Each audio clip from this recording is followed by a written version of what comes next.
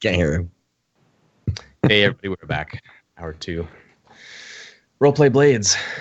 The very keen and insightful Aldo and Careless Firm have walked from their lair to Salia's place and did not spot really exactly any problems. No enemies about that they could quite identify.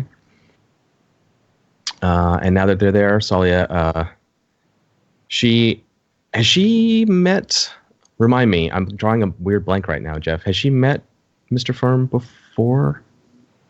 Was she the competitor to the woman?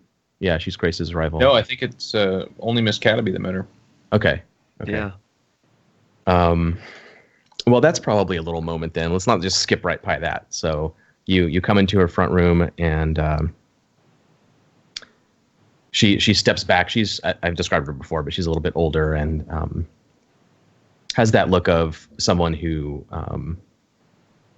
had like a really hard beginning, had a very, very tough origin, who like rose to her status, wasn't born into it. She's sort of leathery skinned and tough, but she's now looks refined and gentle. So she gives you an appreciative kind of peer-to-peer look. You're both obviously these sort of street tough scoundrels, and she doesn't have the reaction that a lot of people do to Mr. Firm, where they kind of like take a second to realize like, oh, you're one of those. You're a stranger. You're a Taikarosi. She doesn't have that reaction. She seems perfectly fine with that. I think when we come in, I cross the room pretty quickly, and I get right up, not like intimidating in a way, but I get up into her personal space as he always does, and reach out his hand and say, "My name is Careless Firm, and I simply cannot wait to make your acquaintance." She doesn't flinch or step back. She leans into it a little bit and gives you a fairly like bro-y kind of handshake, like nothing dainty or elegant about it. She like grasps your hand and kind of pumps your fist up close, like brings you in like this. Not Trump style, but you know what I mean. Yeah. Just peer to peer kind of moment. And at the same time she acknowledges Aldo, kind of like she's including you in that greeting. And then she lets your hand go and she says, "Well, it seems that our mutual friend has gotten into a bit of trouble, and I have to say that I'm quite pleased to see that you're out and about looking in on her, especially in the circumstances that you find yourselves in. Loyalty is something that cannot be guaranteed with coin, I've found." And he nods and says, "We're a tight bunch, this one. Miss Cataby left quite a bit of blood behind there. I'd like to see her for myself, if I may. We are, of course, greatly concerned for her well-being, and she's not much of a fighter, that one."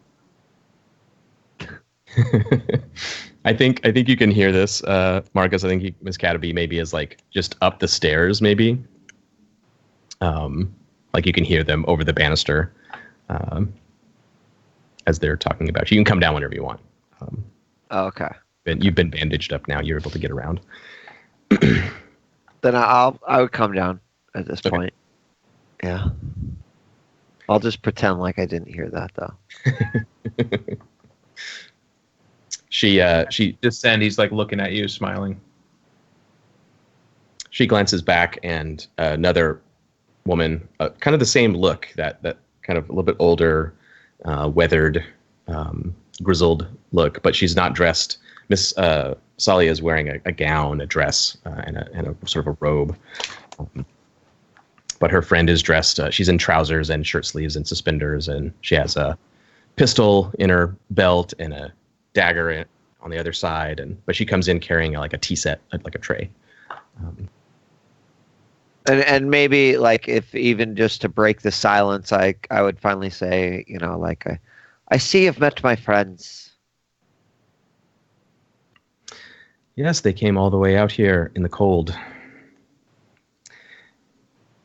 and she looks at her friend. Her friend puts down the tea set and then like kind of goes like, gives her a little nod, and Salia goes over and they have a few moments where they speak together to give you three a chance to speak to, out of earshot, but also like her bodyguard friend needs to talk to her. So Sure. Maybe I would just like straight up say like, those bastards still out there. We did not look around particularly well. We were just mostly concerned with getting here and seeing you. Aldo seems a bit preoccupied. He's got a lot on his mind, he says. But getting to you was our first priority. We did encounter some of those fog hounds, and, well, there's about 4 of them that won't be bothering us anymore, but we should probably make that 0 of them will be bothering us. And where's the little one and the pup? Rune is stoned out of her mind, I believe. I checked in on her to see if she'd like to make the journey as well, and she was so incoherent that I thought it best to leave her behind, which is a rarity. She usually gets pretty high, but this was astoundingly high. This was an incredible amount of highness. Well, I'll take a little bit of responsibility for that. It's probably mostly my fault. I asked her to do something for me, and what I asked her to do takes a toll on people like her. So I'm sure she needed a lot bit of a break. So she's going to be out for the next couple of days, I'd imagine. A bender like that, I know it well, just in the pocket and not in the head. Scatterby, if I may say, you look absolutely destroyed, by the way. How are you?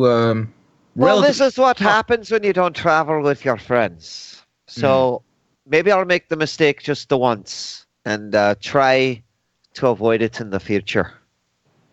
That's why you're so crafty. It only takes once for her to learn a lesson. If only all of us could be so wise. I didn't hear you volunteering to help me out when I went. It is what it is. That is correct. What was your trauma again, Wheat? I forgot. Vicious. Oh, okay. Nice. Yeah, I forgot about that. Yeah. That's smart. Yeah. Well, so how long before you can get back to your room? Yeah, that was actually the question I needed to ask. Because what I have written on my sheet, because I think I basically took the trauma to avoid the harm, so I had basically level 1 harm. So am I like actually good now? Yes, you're actually good now. Okay. The harm was kind of our colorful narration of what happened to you, but really mechanically what happened to you was the trauma that took you out of action and put you in the situation where you were kind of recovering. Sure. Okay. Then but yeah, I would. Yeah, I would just say then, I took a beating, I did, but I'm alive and I'm okay and ready to go. I assume that there is a price, a payback, perhaps, that may need to be cashed in on. Any news of that? Yes. Before Rune incapacitated herself with such an egregious amount of drugs that she literally could not use the bathroom if she wanted to, she lost such control of her faculties, I was able to rendezvous with her and her contact with the Foghounds. John stopped me if I'm misremembering this. It was several weeks ago. But there is a bit of a civil war kind of occurring, almost a civil war inside the Foghounds. And if we eliminate this other half, the war will end and we'll find ourselves a very strong ally.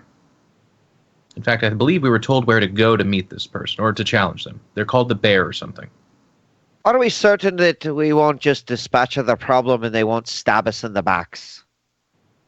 Well, Miss Cataby, you can never be sure of much, but what I have found to be relatively true is that if you do a good enough job smearing the visceral gore of a group of people around a place, typically the surviving witnesses leave you alone or even respect you. Where I come from, a lot of respect can be found in spreading gore. Well, I certainly appreciate your perspective. You won't mind me at least say looking into the leader of the good half, as you put it. Did I get the name right, John? Was it the bear? What's the bear name? Yeah, Bear is the one who wants vengeance against Margette, who is the leader that you know, Miss Cataby. You know her quite well. And Rune, specifically the two of them. They, according to him and according to Rune, actually, she said this. They killed Margette's husband, whose name I'm blanking on right now. But well, he's dead. Doesn't matter. You know what I mean? Yeah, he's dead. Piter was his name, and they sort of covered it up. Grace had been extorting the Foghounds with that information for a while, and now they know Bear and Piter were like brothers, kind of. So he wants revenge for that murder, and he's plans to get it by killing Rune and Margette. Okay. Miss Cataby, if you would be amenable to the idea, then I think Aldo and I can escort you back to our lair. And then you could gather this information on this while Aldo, who right now looks like he could use some venting of sorts, and I will just basically hunt the people that are hunting us. And we'll just spend a little while cutting through them. And he'll be smashing them, of course. I'll join you once I've done my due diligence. And he looks at you and is like, well, if you think you need to, I guess we could use someone catching a bullet or a couple of pipes if the situation should arise. And he winks at you and nudges a little bit what?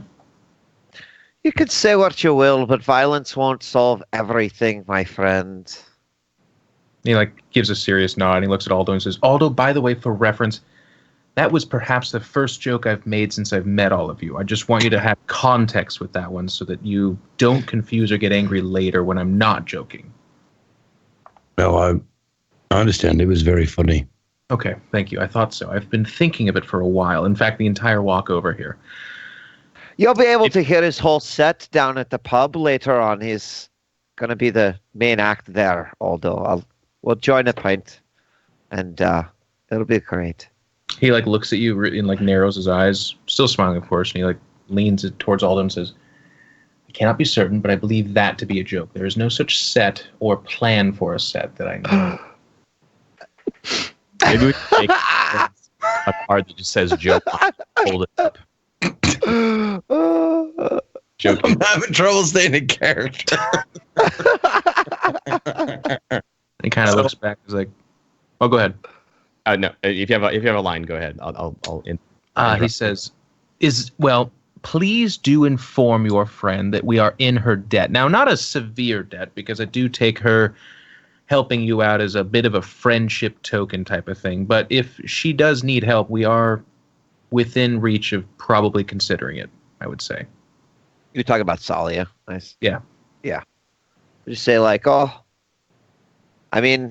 I think I owe her a little bit more. But yeah, I think she knows that we're here to help at the same time. And help me jog my memory, but I had that moment with Salia too. Yeah. And she was asking about Careless. Yeah, she had started to. Okay.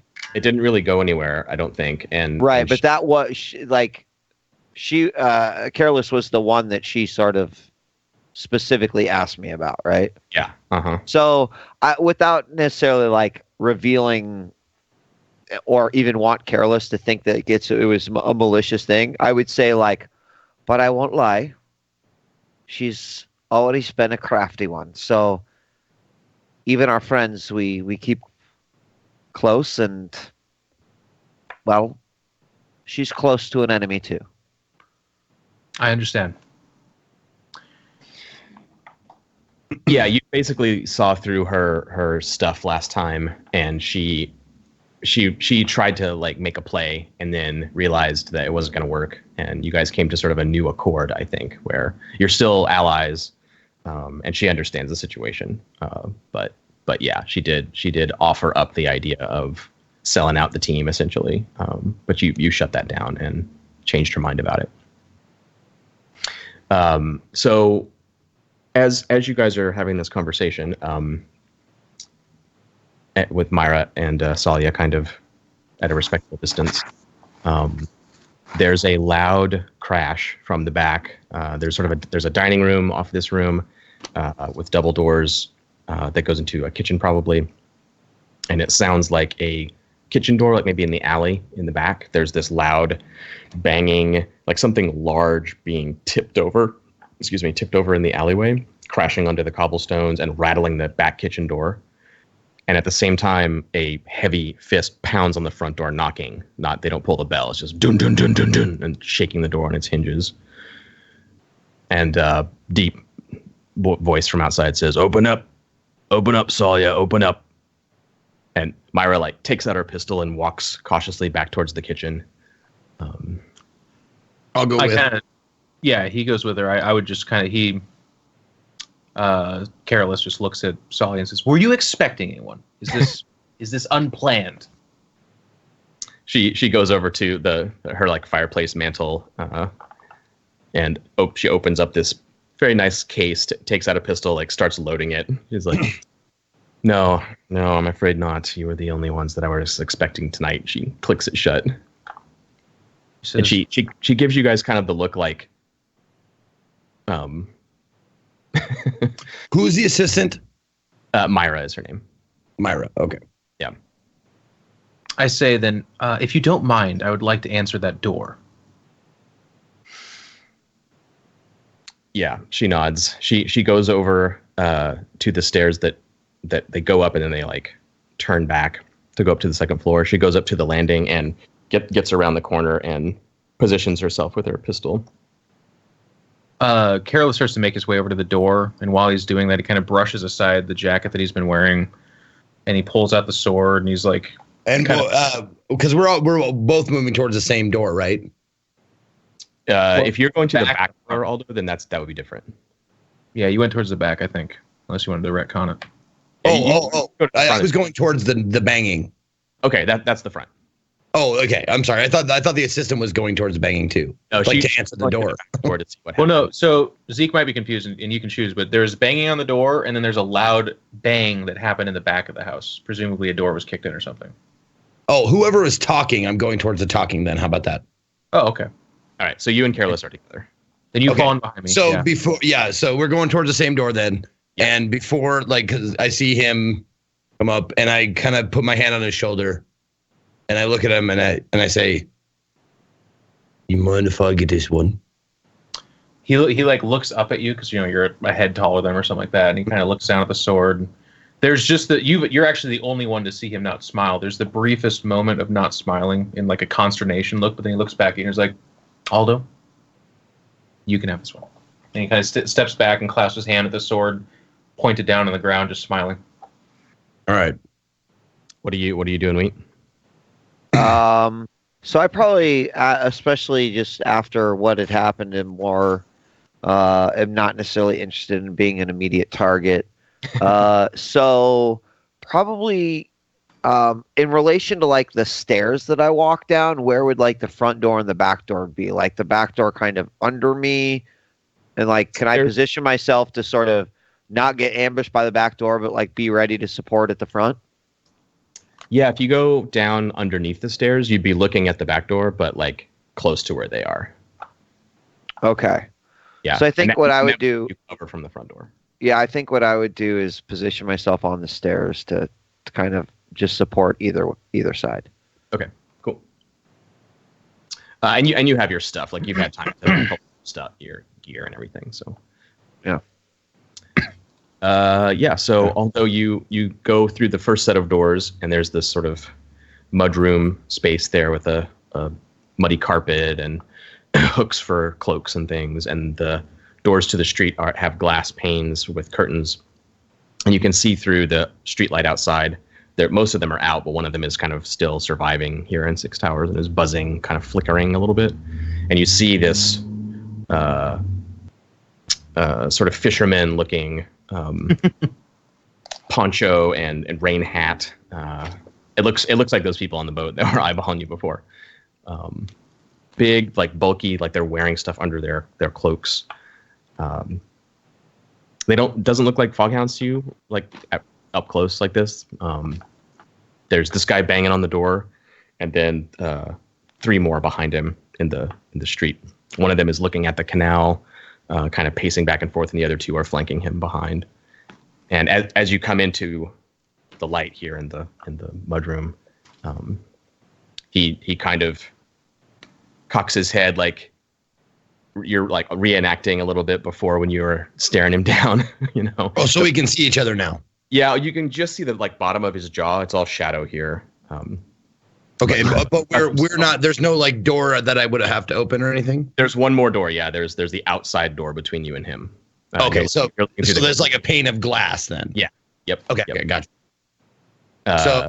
So he sees that it's you, and you can tell that it's him. And he stops banging, and he leans sideways a little bit, and he's like, "Salia, this is not how you want this to go down.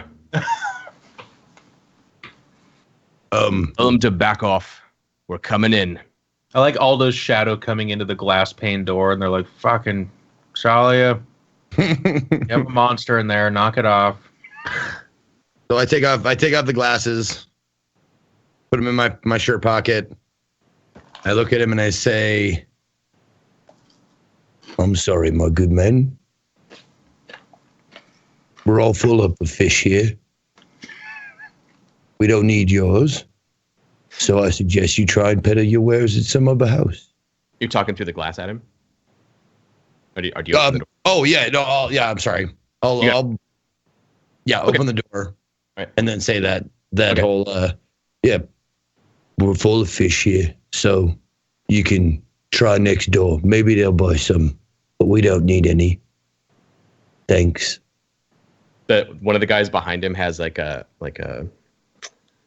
like a shipping tool. It's this like a sledgehammer, but instead of the hammer, it's got like a round ball and then the hook on the end of it for like hooking a ship or a rope or something to pull it. It's this big, heavy sort of mace type thing, but it's a sailor tool. And he switches hands and hefts it so you can see it from behind the guy's back that you're talking to. And you might want to tell your friend that if he doesn't want that hook thing sticking up his arse and then probably coming out the front of his mouth since it's so far up. Almost certainly, Aldo. It's like I tell him to stop trying to intimidate me because, as you can see, and I put up my hand like this, I'm not very scared of you. He calls past you again to Salia, and he says, "If there's blood here right now, it's on you too. It's on you. You know who we are." And Salia like makes eye contact with Careless, and her eyes are kind of wide. She's like, And Miss Cataby, like you recognize them, although you probably kind of know who they're repping here. The Dockers are known in the criminal world. Like they get involved in literally all called the Dockers. Stuff. The Dockers, yeah. That's their job. There are a lot of Dockers in the city that work as stevedores and stuff. Mm-hmm. But the gang part, people just say the Dockers when they talk about the gang. What's their station? Do we know that approximately? They are tier 3. Cool. Yeah, they're pretty tough. A lot of experience here, guys. He looks around. He's like, a lot of experience. We're yeah. So Salia, like, she has a look on her face like, I don't like the sound of that. I don't really want to be on the bad side of these guys. But she doesn't like. I think Miss Cataby's success from last time carries forward here. Like she won her argument with her essentially, and was like, no, this is how it's going to be. Like these are my people, you know, we're not just giving them up. That's not an option. So she doesn't try to negotiate or anything. She just cocks back the hammer on her pistol and is like, shakes her head. So this guy doesn't get an answer from Salia. He's ignoring Aldo, but he's craning his neck to like talk to her, and he puts a boot up on the step to carry him up to Aldo's level. And kind of come chest to chest as if he's gonna talk over you again like that. Through the door, though, right? There's still a door. Oh, Aldo opens the door. The door is open. Oh, you opened the door. Okay. Yeah, I've opened the door. Yeah, so I could talk to him. And once he steps up, I kind of look at him and I go, "It seems kind of strange to me that I'm standing right here in front of you, and yet you feel the need to talk to somebody who's behind me. Now, I don't want to say that's a lack of respect or anything, but I might have to make you notice me, I think." He swivels enough so you're like face to face. Careless is chuckling, by the way. And he's gonna say something tough. Mm-hmm. But then he like has a moment where his eyes kind of change and he's like, "Aren't you that butcher fella?" He's like, right Uh-oh. all of a sudden he thinks that you look just like that boxer. Sure. Yeah. Well, I don't know who you're talking about, but if I did, you might remember that this person beat another person to death. If I remember the story right. So, whether this person exists or doesn't exist, maybe you remember it the right way. He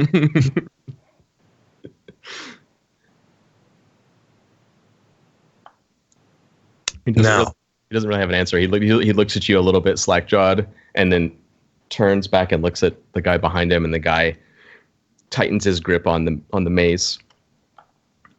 Now listen, nobody wants to fight.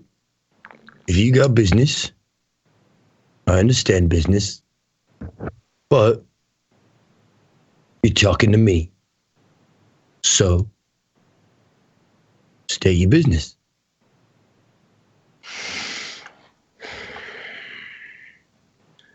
We're just here to do a favor. For some friends. Oh, you're not doing a favor for anyone inside, then? Gotcha. There's a weird little girl and her dog.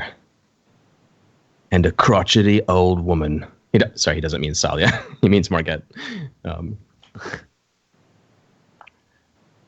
They done something wrong to some friends of ours, and we're going to make it right, and we're going to break anyone who stands in our way. Right, now I understand that. Big man. And he gives you the finger to the sternum to push you back. Okay. Now, I'm a reasonable gentleman. I understand you have a debt. You want to make it right. Is there any other way that we can make this right without you all ending up under a doctor's care or at the bottom of the bay?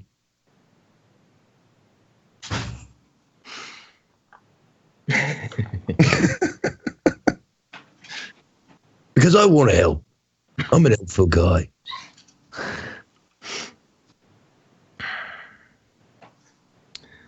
Careless, you hear like a footfall behind you, and you look and you see Myra. She's got the door to the kitchen open, and she shakes her head, like giving you the signal for yeah, they blocked up the back door. We can't go out that way. Okay. Now, just so, because I've done this wrong before, John. Yeah. There's like a stairwell overlooking the staircase, and Myra went and took cover around the corner, or Miss Cataby did, yeah. Miss Cataby did. So she has a firing angle on the door as well. Mm-hmm. Yep. And then there's presumably the bodyguard and Salia somewhere in the back of the house at that door. Salia's like up the stairs, kind of behind Miss Cataby, with a pistol. Yeah. Okay. I think with that kind of nonverbal exchange, Careless kind of looks back towards the door where Aldo is and just kind of like hefts up the sword and twirls it a little bit and says, Aldo, that man just threatened the life of dear young Rune, and he says he's going to hurt anyone that gets between their mission, which is to kill Rune. What if I told you I'd like to see how that makes you feel? And then when he's talking, I kind of like, I keep my one eye on the guy in front of me, but I cock my head so I can hear him better. And then I look at the guy in front of me and I say, do you want to see how that makes me feel?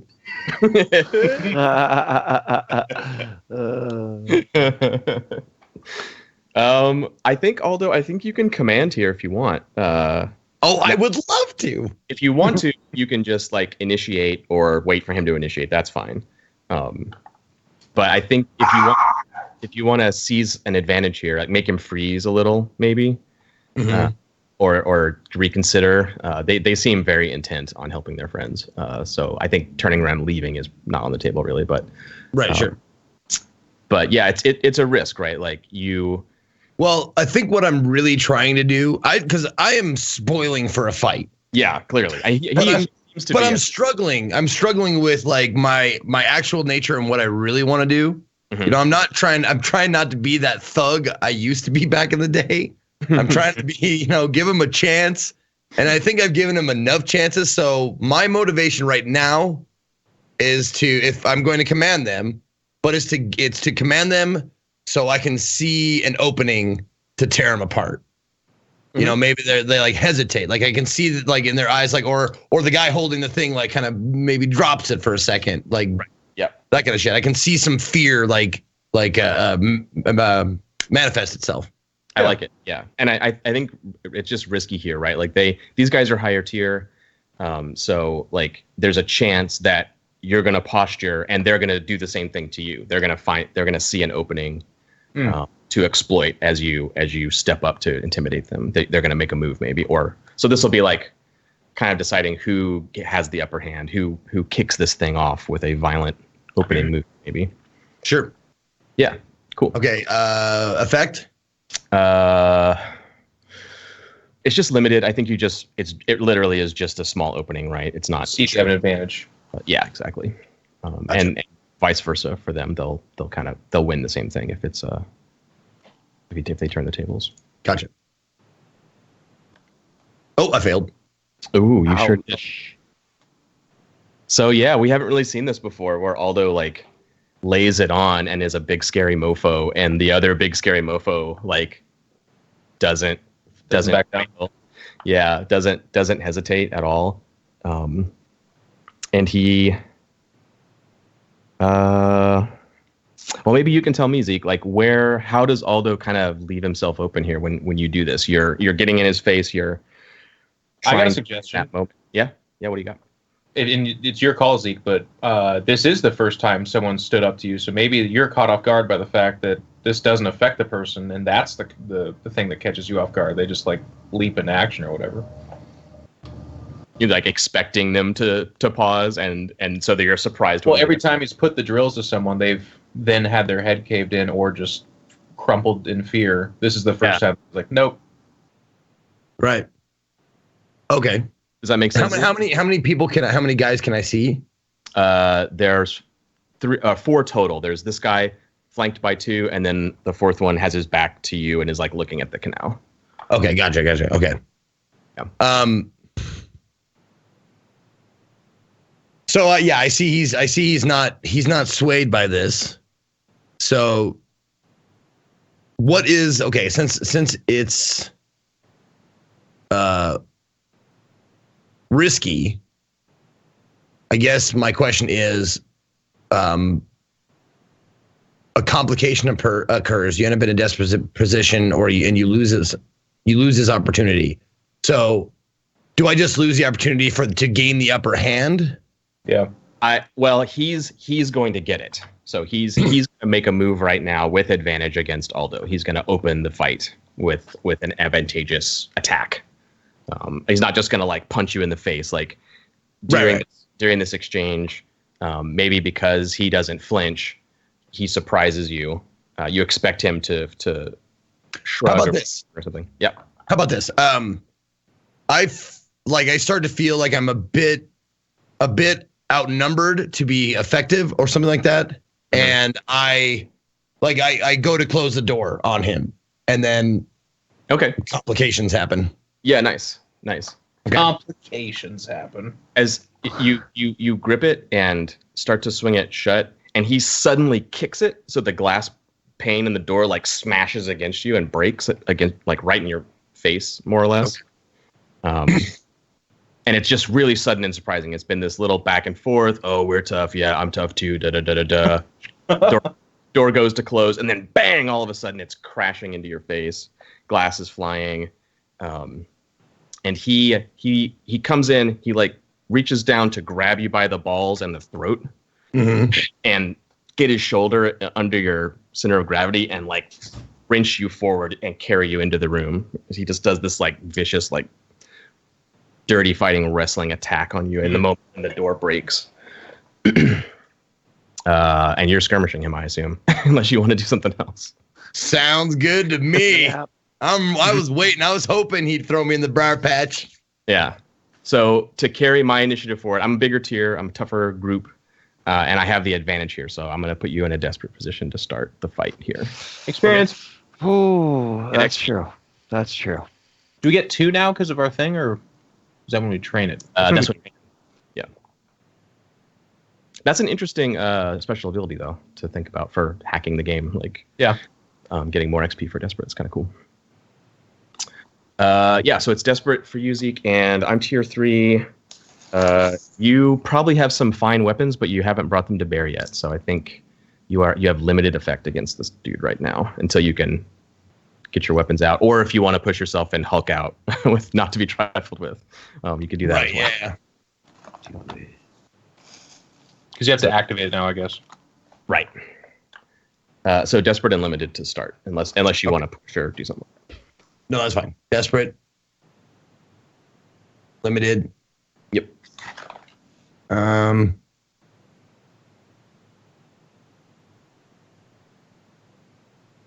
So if I push myself, that means I take stress. Yes. I'm saying like forward, not to be trifled with. In order to activate, not to be trifled with, I have to have stress. Correct. Okay. And that's 2. Yep. Okay. Yeah, sure. Why not? Let's use the new shit. Okay. That sounds fun. Okay. So I take 2 stress. I'm pushing myself. Is it still limited effect or? So you that get effect. Yeah. Since we haven't used the new one on screen yet, let's talk about it. So Okay. It costs 2 to use this ability. You push yourself. So you take 2 stress. Then you can choose from the options. You can either perform some extreme feat of physical power, like, I don't know, like breaking a sword in half or tackling a horse or, doing something really. Right. That'll come in handy. Yeah. Or you can fight as if you were a small gang, which is probably the one you want to do here. So you're not outnumbered 4-1. Well, kind of. So yeah. I'm right behind him. Yeah, exactly. But in addition, because you're pushing yourself, you can either, on top of that, you can take a bonus die to your roll, or you can increase your effect. So you can bump your standard effect with this guy, or you could take a bonus die when you Hulk out. Either one. Gotcha. Let's do standard effect. So no bonus die. So you will potentially hurt the guy in the exchange. Yep. Yep. And I'm going to, what it says, the actual words are not to be trifled with. At the end says, engage a small gang on equal footing in close combat. Yes. Okay. So if it succeeds, I have sort of something I kind of want to do. Cool. Let's hope. Yeah. So you guys hear the dice and everything. Yeah. 4 dice. You have 4 dice of skirmish now, don't you? Yeah. Yeah. That's legit. Hey, there it is. Nice. So he does not inflict his desperate harm, level 3 harm on you with his ball grabbing, choking slam maneuver. Jesus. You're able to get a solid blow in on him. Like, you don't take him out, but you're able to hurt the guy. What do you do? So what I'm imagining is this guy like caught me off guard by fucking kicking the door in. He's going to grab me, and what I'd like to do You try to is, catch him outside. yeah, I'm gonna catch him outside. That's what I'm gonna do. That's what I kind of want to like. He goes to grab me. I want to like turn, like use his momentum and turn him around and kick him in the back out the door. So we are now like fighting in the street. Out into the street. Yeah. Okay. Yeah. You can totally do that. Kick him into his buddies and then just fucking stomp down the stairs and get fucking ready. Okay. Nice. Yeah. He hits hard. Like he doesn't catch himself properly. His elbow hits and he cracks his head on the pavement and rolls. And the other two guys have to stumble back out of his way. The guy with the sort of bailing hook item. The dude behind him has a pistol and like a cutlass in his hands. Yep. The dude with his back to the door like turns around at the sound of the glass breaking and draws his. He has a sort of short, stubby sword. Yep. And as I'm going down the stairs, I just kind of look, but glance back into the house. Mr. Firm, care to join me outside? Yeah. The words like barely get out of your mouth, and huge grin on his face. He just comes running forward, the sword like at his side, low, jacket flapping. Nice. Fuck yeah. Do you have reflexes, Careless? I forget. What do you mean? The special ability. You don't, do you? No, I've got not to be trifled with, leader, tough as nails. Okay, cool. Yeah, so you're coming down, Miss Cademy. What happened to Tough as Nails? It's the name has changed. It's called something else now, I think. I have so they're like going out to fight with this on the street. Yeah. There's no danger sort of behind us. I'm still on the stairs.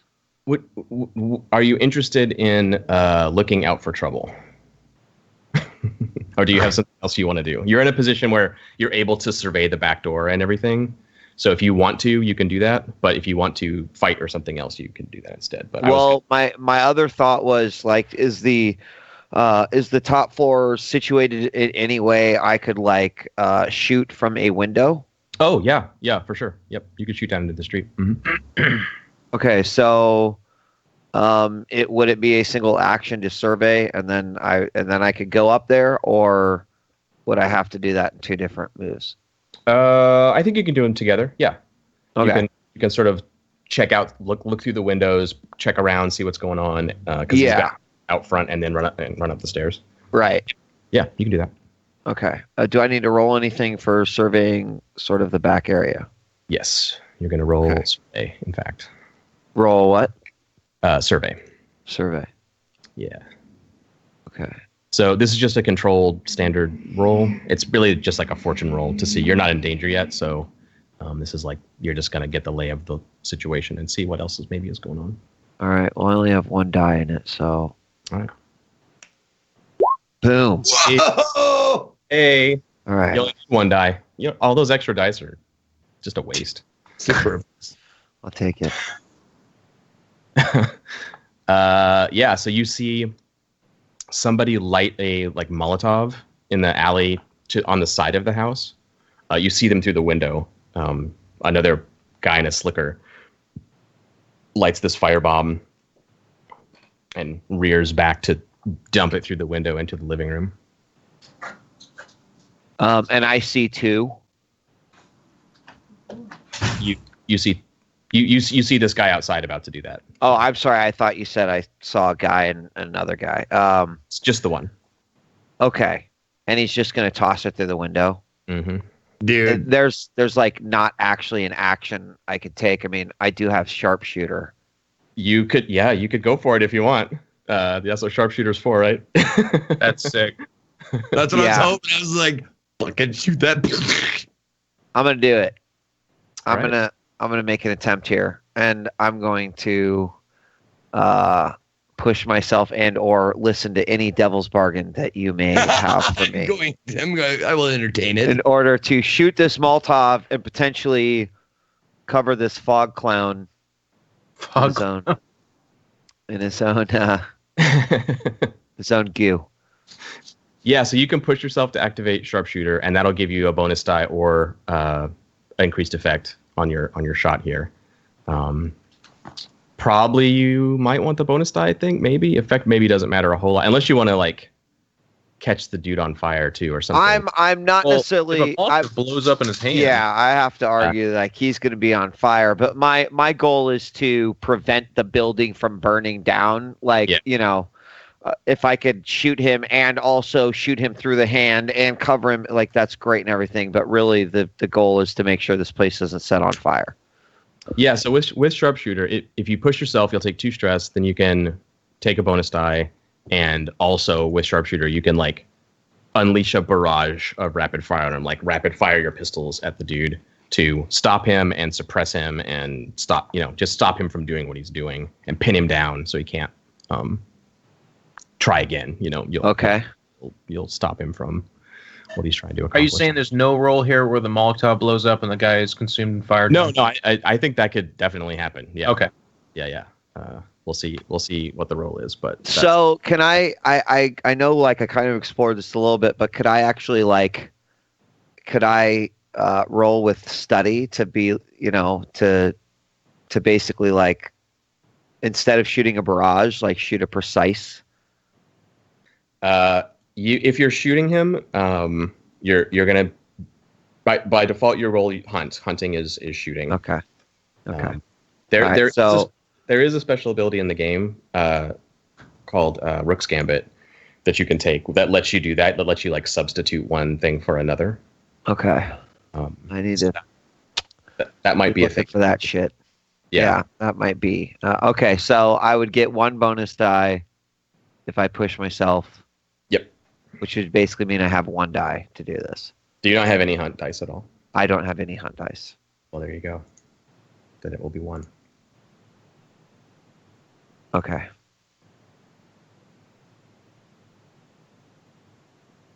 And what kind of a position is this in? Oh, yeah, sorry. It's controlled and standard effect.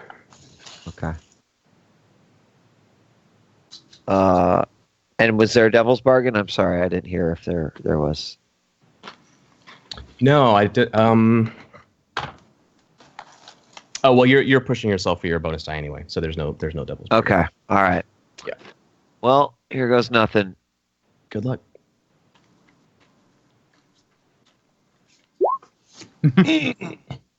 Nope. He does not get caught on fire, but you do suppress him. So you open up with your barrage. With sharpshooter, you can rapidly reload your gun now. It's very cool. Like most people like struggle to reload guns in this world, but you're like kapow, kapow, kapow. It's like nailing this barrage of fire at the guy. He drops the thing against the wall behind him. It catches on fire and runs down the bricks of the other house. And he keeps trying to peek his head back up and try to do it again. And you're just like peppering him with shots through the window. So he can't get his act together to do that. Okay. And you can actually try to attack him if you want to.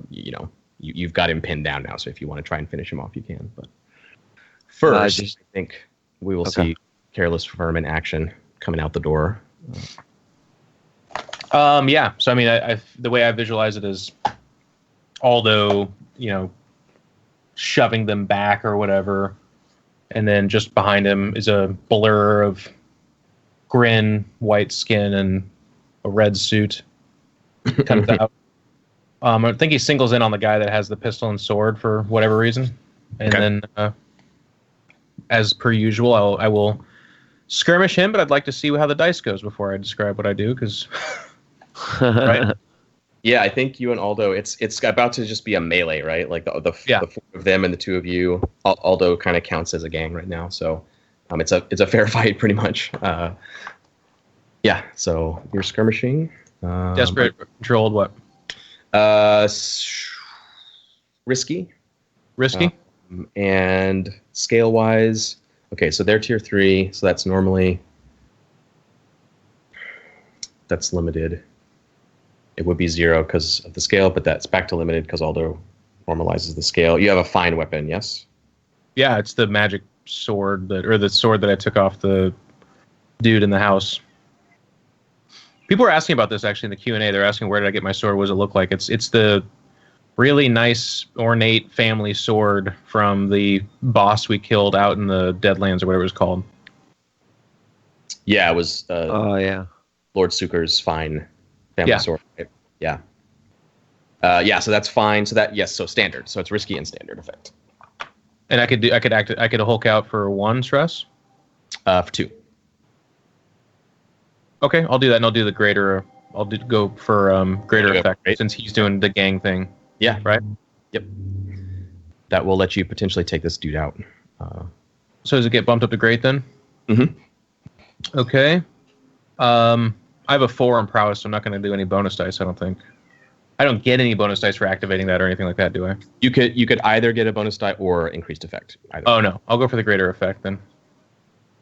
We're good. Yeah. So roll your skirmish. Boom. There 6. it is. Nice. So you inflict a grievous injury on the dude. You don't instantly kill him, but he's in real bad shape. What do you do?